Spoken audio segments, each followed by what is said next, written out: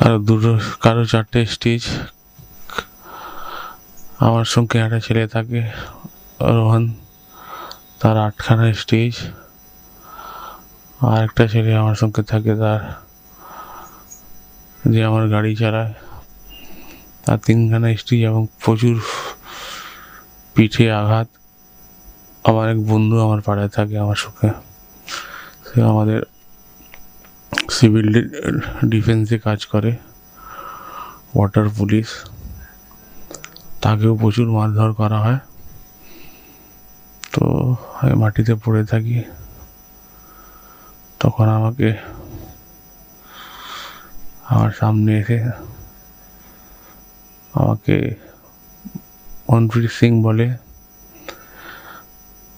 যেটা করেছি বেশ করেছি, এর আগে এইটা করা উচিত ছিল তোর সঙ্গে। হ্যাঁ, যখন আপনাকে মারা হয় তখন কি আপনার জ্ঞান ছিল না? হ্যাঁ, আমার পুরোটা জ্ঞান ছিল। কেন এই জন্য বলছি, যখন আমি মাটিতে পড়ে থাকি রক্তাক্ত হয়ে, তখন মনপ্রীত সিং এবং তার ভাই বৃন্দে মনপ্রীত আমাকে বলে, যা করেছি বেশ করেছি, অনেক আগে মারা উচিত ছিল তোকে, তুই আমাদের কিছু করতে পারবি না, আমাদের পেছনে বড় হাত আছে। এতে যদি কিছু না হয় তাহলে তোকে আবার মারবো, আর দ্বিতীয়বার হকি স্টিক বা রড বা বেসবলের ডান্ডা থেকে মারবো না, তোকে গুলি করে মারবো। আমার কাছে মেশিন আছে, আমি তোকে গুলি করে মারবো। কারো 4টে স্টিচ। আমার সঙ্গে একটা ছেলে থাকে রোহন, তার 8খানা স্টিচ। আর একটা ছেলে আমার সঙ্গে থাকে, তার যে আমার গাড়ি চালায়, তার 3খানা স্টিচ এবং প্রচুর পিঠে আঘাত। আমার এক বন্ধু আমার পাড়ায় থাকে আমার সঙ্গে, সে আমাদের সিভিল ডিফেন্সে কাজ করে, ওয়াটার পুলিশ। তাকেও প্রচুর মারধর করা হয়। তো আমি মাটিতে পড়ে থাকি, তখন আমাকে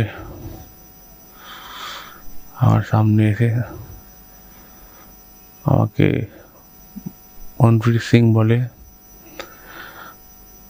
যেটা করেছি বেশ করেছি, এর আগে এইটা করা উচিত ছিল তোর সঙ্গে। হ্যাঁ, যখন আপনাকে মারা হয় তখন কি আপনার জ্ঞান ছিল না? হ্যাঁ, আমার পুরোটা জ্ঞান ছিল। কেন এই জন্য বলছি, যখন আমি মাটিতে পড়ে থাকি রক্তাক্ত হয়ে, তখন মনপ্রীত সিং এবং তার ভাই বৃন্দে মনপ্রীত আমাকে বলে, যা করেছি বেশ করেছি, অনেক আগে মারা উচিত ছিল তোকে, তুই আমাদের কিছু করতে পারবি না, আমাদের পেছনে বড় হাত আছে।